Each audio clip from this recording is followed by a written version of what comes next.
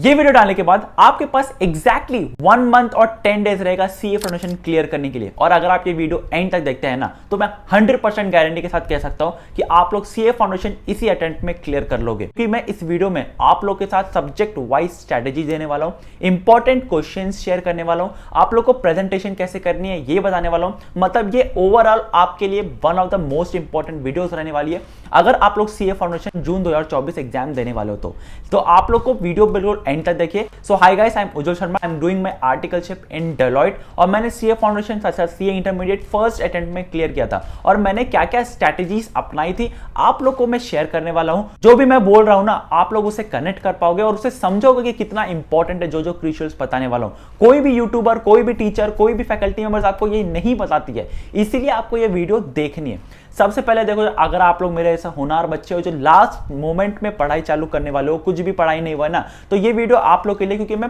पूरा आप लोग के लिए एबीसी एनालिसिस करके रखा हूं। एबीसी एनालिसिस मतलब प्रीवियस क्वेश्चन पेपर को ना पूरा एनालाइज किया हूं, जो मोस्ट रिपीटेड क्वेश्चंस आती है हर सब्जेक्ट का। मैं सीए फाउंडेशन आपके साथ, सीए फाउंडेशन में जितना भी सब्जेक्ट्स है उसका मैंने एबीसी एनालिसिस किया और आपको मैं शेयर करने वाला हूं। तो आप लोग उन चैप्टर को अगर पढ़ के चल जाओगे तो आप लोग क्लियरली पास हो जाओगे। देखो, मेरा सबसे पहला एम ये है कि आप लोग को पास करवाना है, तो आप लोग पास हो जाओगे, ये तो मैं गारंटी के साथ कह सकता हूं। तो आपके लिए मैं बहुत सारे वीडियोस लाने भी वाला हूं, जैसे कि टिप्स एंड ट्रिक्स हो गया, बहुत सारी डिटेल्स वीडियो लाने वाला हूं, प्रेजेंटेशन कैसे करे, स्ट्रेटेजी कैसे करे। ये तो सीए फाउंडेशन के लिए, मैं इंटरमीडिएट के लिए भी बनाता हूं और साथ साथ जो भी बिग फोर में देखो आप लोग आर्टिकलशिप करोगे तो आर्टिकलशिप वैकेंसी जब भी निकलती है तो भी मैं डाल देता हूं और साथ साथ स्किल्स एंड इंटर्नशिप्स के ऊपर भी वीडियो डाल के रखा हूं। तो ये वन स्टॉप सोल्यूशन है आप लोग के लिए। तो प्लीज चैनल को सब्सक्राइब कर लीजिए और देखो यार, अगर आपने नया आया है तो मुझे इससे बहुत ज्यादा मोटिवेशन मिलता है कि अगर आप लोग सब्सक्राइब कर दे तो प्लीज चैनल को सब्सक्राइब कर दीजिएगा और आगे बढ़ते हैं। एक लाइक और एक कमेंट करना इंपॉर्टेंट है। लाइक एम रखते हैं 200 लाइक्स के लिए। और देखो यार, मैंने भी ना एक बार जब सीए फाउंडेशन जब मैं दे रहा था तो एक फैकल्टी मेंबर्स ने कहा था कि अपने नाम के आगे ना सीए लगा के देखो, तो उसके बाद कमेंट करो। तो मैंने जब सीए लगा के कमेंट किया ना, तो भाई लिटरली बहुत अच्छा फीलिंग लगा और मुझे आज तक वो कमेंट मुझे याद है। तो आप लोग भी जरूर से इस वीडियो के अंदर अपना नाम के आगे सीए लगा के कमेंट करो, फील करो यार जब ये सीए लगेगा ना तो कितना मेहनत लगता है, उसके पीछे कितना सैक्रिफाइस लगता है, और वो फीलिंग जब आएगी ना तो आपको इनर मोटिवेशन जिसको बोलते हैं ना वो आएगा। फर्स्ट ऑफ ऑल देखो यार, सीए फाउंडेशन जून 2024 के लिए अगर आप लोग एम कर रहे हैं तो ये बेस्ट अटेम्प्ट है, क्योंकि ये यहाँ पे इजी पेपर आने का चांसेस है। यहाँ पे आपको ट्रिकी क्वेश्चंस नहीं पूछा जाएगा, लेकिन क्योंकि ये न्यू स्कीम आपका लागू हो गया है ये अटेम्प्ट से, और आपका बीसीआर और बीसी के ये जो बहुत ज्यादा ब्लेस था, मतलब अगर आप अपने सीनियर से बात करोगे ना तो बीसी और बीसी के आप लोग को मार्क्स दे देता था, जिसकी वजह से आपका ओवरऑल परसेंटेज बन जाता था और आप पास हो जाते थे। लेकिन बीसीआर और बीसी के अब हट गया है, मतलब एक जो आपका ब्लेसिंग था वो अब नहीं है। तो आप लोग को लॉ 100 नंबर का आएगा और इकोनॉमिक्स 100 नंबर का आएगा। मतलब आप लोग समझ सकते हो प्रेशर बहुत ज्यादा है और सबसे ज्यादा प्रेशर लॉ पे है। आप लोग को मैं रिलैक्स कर देता हूं, क्योंकि ये न्यू स्कीम फर्स्ट टाइम ये लागू हो रहा है, तो ज्यादा कॉन्सेप्चुअल आपको नहीं पूछा जाएगा, ज्यादा ट्रिकी क्वेश्चंस नहीं आएगा। तो ये बेस्ट अटेम्प्ट है आप लोग को अटेम्प्ट करने का एग्जाम को, क्योंकि आप लोग पास होने का चांसेस ज्यादा है, क्योंकि इजी पेपर आने का चांसेस है। तो आप लोग को मैं 3 मेन रीजन बताता हूं क्यों आप लोग फेल हो गए। सबसे पहला होता है लॉ, दूसरा आता है आपका क्वांट्स, तीसरा आता है आपका एवरेज। देखो ये 3 मेन रीजन है क्योंकि सीए फाउंडेशन में मैक्सिमम स्टूडेंट्स फेल होते हैं, मतलब 95% से ज्यादा परसेंटेज ये 3 क्राइटेरिया के चलते फेल हो जाते हैं। बाकी इकोनॉमिक्स में कोई फेल नहीं होता, बाकी आपको अकाउंट्स में कोई फेल नहीं होता, लेकिन ये 3 क्राइटेरिया जैसे लॉ, आपका क्वांट्स और साथ साथ एवरेज। लॉ में आपका 100 नंबर आ गया है, मतलब बहुत ज्यादा प्रेशर बन गया है लॉ का। दूसरा आपका मैथ्स, अगर आपने क्लास 11-12 मैथ्स लिया है तो आपके लिए आसान हो जाएगा मैथ्स। लेकिन तीसरा होता है आपका एवरेज अगर 50% नहीं बना मतलब आप लोग फेल हो जाओगे। तो ये 3 मेन रीजन है जिसकी वजह से आप लोग फेल हो जाएगा। तो मैं आप लोग को लॉ और साथ साथ मैथ्स पे, जिसको बोलते हैं क्वांट्स, उस पे सबसे ज्यादा फोकस करने के लिए मैं बोल रहा हूं। आप लोग हर दिन इसको 30 मिनट जरूर दीजिएगा, 30 मिनट्स लॉ को, 30 मिनट्स आपका क्वांट्स को। ये 2 सब्जेक्ट्स को ना रिवाइज करेगा थरली, और मैं लिटरली बोलता हूं भाई, आप लोग जब तक रिवाइज नहीं करोगे तब तक आपका नहीं होगा। तो लॉ और क्वांट्स सबसे ज्यादा आप लोग फोकस करिएगा। आप देखो, आप लोग रिवाइज करने के लिए आपको एक जगह पे कॉन्सेप्ट होना चाहिए, ट्रिक्स होना चाहिए। तो आपके लिए मैं आपको बहुत बेहतरीन तरीके से रिवीजन करने के लिए एक शॉर्ट नोट बताया हूं, दैट इज रैंचो रिवीजन। देखो, मैं अपना ना टाइम पे अपना हाथ से लिखता था कॉपी में, जिसकी वजह से मुझे बहुत ज़्यादा टाइम भी लगता था, लेकिन उसके बाद फॉर्मूला लिखना पड़ता था, बहुत सारी चीज़ लिखना पड़ता। लेकिन यहाँ रैंचो रिवीजन आपके लिए अल्ट्रा प्रीमियम शॉर्ट नोट्स लेके आए हैं। मैं आपको स्क्रीन में जैसे दिखा रहा हूँ भाई, यहाँ पे ना हर चैप्टर का एक आप लोग को इंडेक्स मिल जाएगा, जैसे कि आप लोग अपने स्क्रीन पे देख सकते हैं। बहुत अच्छे तरीका से इन्होंने डिजाइन किया है। ये डिजाइन किया है बाय सीए फैकल्टी मेंबर जो ऑलरेडी क्वालिफाइड सीए हैं।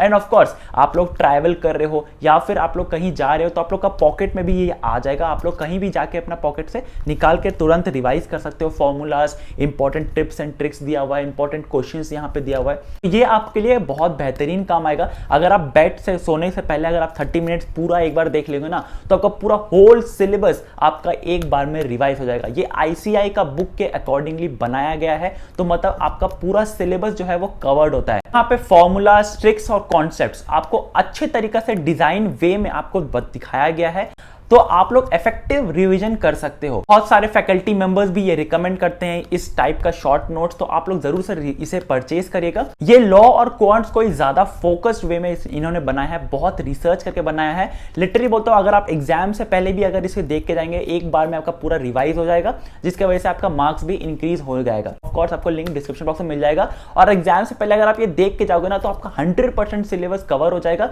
जिसकी वजह से आप ऑफकोर्स आपका मार्क्स में बहुत ज्यादा इंक्रीमेंट आएगा। सारे फैकल्टी मेंबर्स इसे रिकमेंड करते हैं, तो मैं भी आपके लिए सोचा कि रिकमेंड कर दूं। लिंक डिस्क्रिप्शन बॉक्स में जरूर जाके इसे परचेस कर लीजिएगा। Of course law and quant के लिए आपको मैं बता दिया हूं कैसे रिवाइज करना है, किस तरीके से फॉर्मूलाज आपको ट्रिक्स आपको मिल जाएगा, लिंक डिस्क्रिप्शन बॉक्स में है। लेकिन आपको मैं इंपॉर्टेंट चैप्टर्स बता देता हूं, तो उसके लिए आपको स्क्रीन पे ले चलता हूं, मैं आपको पूरा इंपॉर्टेंट क्वेश्चंस और इंपॉर्टेंट चैप्टर्स आपको बता दूंगा। तो चलिए आपको स्क्रीन ले चलता हूं सब्जेक्ट वाइज का। ऑफ कोर्स तो जैसे आप अपनी स्क्रीन पे देख सकते हैं, यहां पे मैंने पूरा एबीसी एनालिसिस कर रखा है। सबसे पहले मैं लॉ पे जाऊंगा, क्योंकि लॉ बहुत इंपॉर्टेंट है। मैं लिटरली बोलता हूं, क्योंकि आपने 11-12 में ना बाकी सारे सब्जेक्ट्स को टच किया होगा, अकाउंट टच किया होगा, आपने मैथ्स देखा होगा, आपने इकोनॉमिक्स पढ़ा होगा, लेकिन लॉ एक नया सब्जेक्ट है, क्योंकि बहुत ज्यादा most of the sub student जो है लॉ में फेल होते हैं, इसलिए मैंने लॉ पे सबसे पहले चूज किया है। लॉ को यहाँ पे आप देख सकते हैं, सेल ऑफ गुड्स एक्ट 12 से 15 नंबर को आपको दिख जाएगा। इंपॉर्टेंट क्वेश्चंस मैंने मार्क कर रखा है। Sale versus agreement to sale बहुत इंपॉर्टेंट है, ये आता जाता है। सेल वर्सेस एचपी, उसके बाद सेल वर्सेस बेलमेंट बहुत इंपॉर्टेंट क्वेश्चन है। अफगान कंडीशंस एंड वारंटीज का क्वेश्चन एक आपको दिख जाएगा। साथ साथ when conditions to be treated as warranty, जो कि एक तो आप लोग जब भी कुछ पढ़ोगे ना लॉ में, तो एक तो जनरल लॉ होता है, जनरल लॉ आता ही आता है, लेकिन उसका एक्सेप्शन जो है ना वो ज्यादा इंपॉर्टेंट है। तो एक्सेप्शन पे ज्यादा फोकस करना, ये आपको मैं स्टार्टिंग से बता देता हूं। कैविएट एम्प्टर एंड एक्सेप्शंस उसका इंपॉर्टेंट है। देखो एक्सेप्शंस पे जरूर क्वेश्चन आएगा। Of course unascertained goods, transfer of ownership, ये क्वेश्चन आ सकता है। Goods sent on approval on return, ये थोड़ा कम चांस आने का।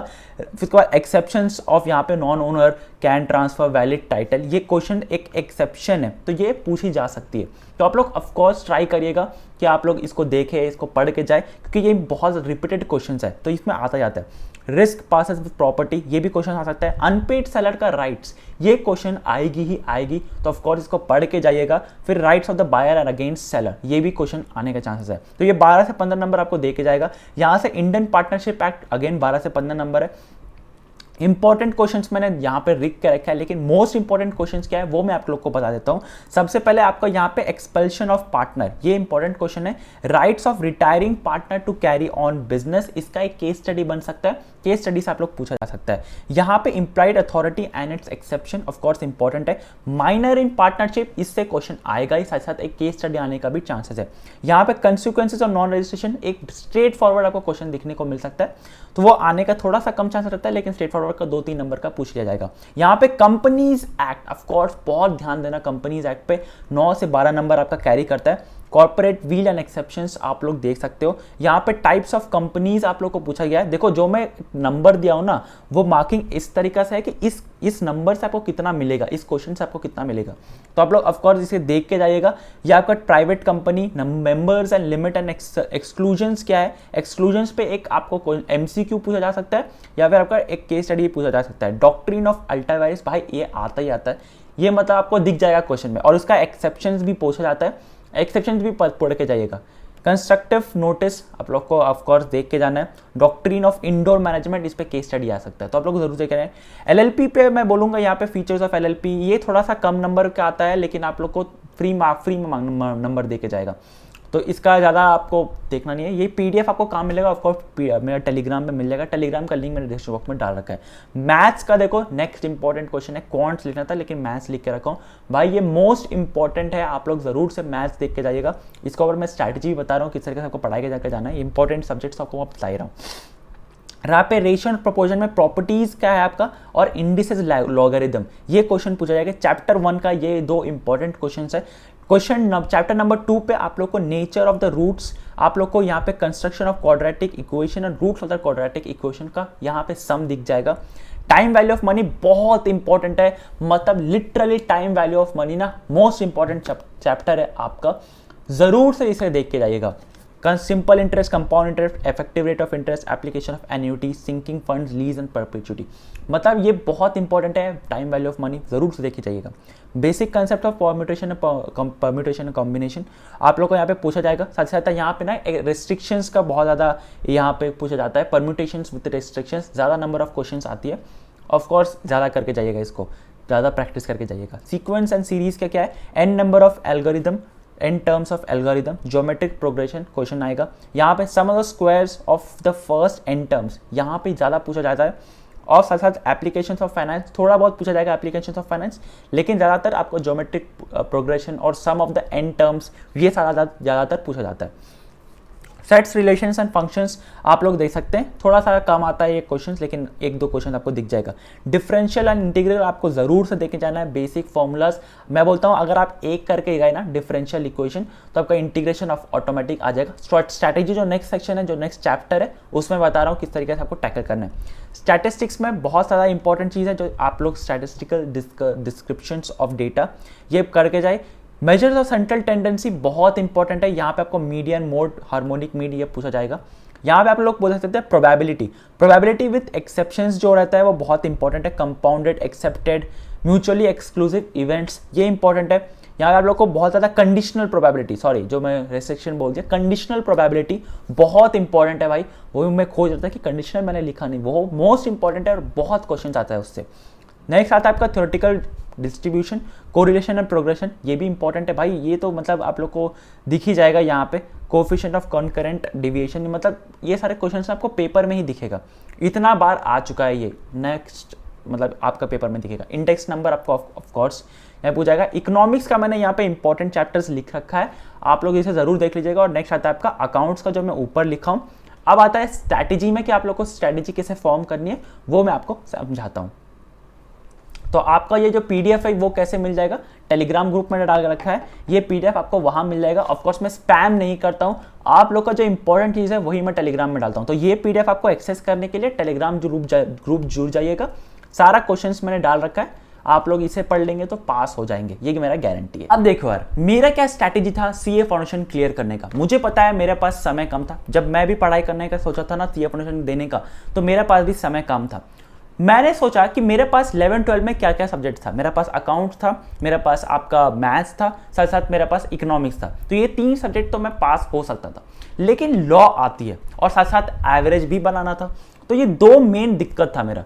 लॉ के लिए मैंने बहुत अच्छा तरीका से स्टडी मटेरियल को फॉलो किया। आप लोग कोई भी किसी का भी कोर्स क्यों ना ले रहे हो, कोई भी फैकल्टी मेंबर का क्यों ना रहे हो, study material is your Bhagavad Gita. Make sure करिए कि आप लोग उसी स्टडी मटेरियल को पूरा पढ़ रहे होगे ध्यान से अभी के लिए।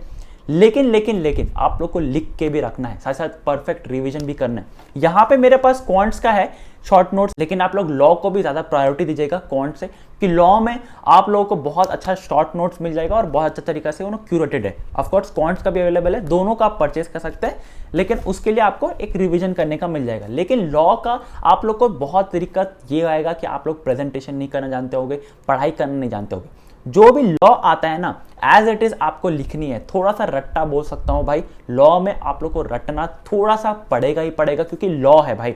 एज इट इज अगर आप लॉ कॉपी पेस्ट नहीं करते हो अपना बुक, अपना एग्जाम का पेपर में, आपका नंबर चल जाएगा। अगर आप अपने वर्ड्स में लिखोगे थोड़ा सा नंबर आपका कट जाएगा, लेकिन कटेगा जरूर।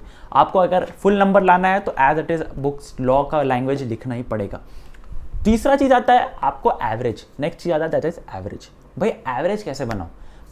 मुझे पता था कि मैं अकाउंट्स में बहुत ज़्यादा स्ट्रॉन्ग हूँ, अकाउंट्स में आप लोग मेक श्योर करिए कि आप लोग यही स्ट्रैटेजी फॉलो करें कि 80 प्लस आपको लाना ही लाना है। अगर आप लोग 80 प्लस लेके आ गए ना अकाउंट्स में, तो आपका बाकी का सबसे पहले आपका पेपर क्या होता है अकाउंट्स का, अगर आपने फुल कॉन्फिडेंस से 80 प्लस लेके आ गया, सेकंड पेपर आपका लॉ है, उसमें भी आपका कॉन्फिडेंस झलकेगा, जिसके वजह से आपका पेपर अच्छा जाएगा, तो पॉजिटिव वाइब्स आएगा। अगर आप लोग 45 भी लेके आ जाते हैं ना लॉ में, तो भाई मोर देन इनफ है, क्योंकि आपका 80 ऑलरेडी आ चुका है। बाकी पेपर में आपको सिर्फ 42 45 भी लेके आ जाओगे तो भी आप पास हो जाओगे और एवरेज आपका बन जाएगा। तो आपको एवरेज भी बनाना है, तो उसके लिए सबसे ज़्यादा प्रेशर आपको अकाउंट्स में देना है, क्योंकि आपने 11 12 पढ़ के आया यार, 11 12 का पढ़ के आया, उसको रिवाइज अच्छे से करोगे, अकाउंट्स आपका क्लियर हो जाएगा।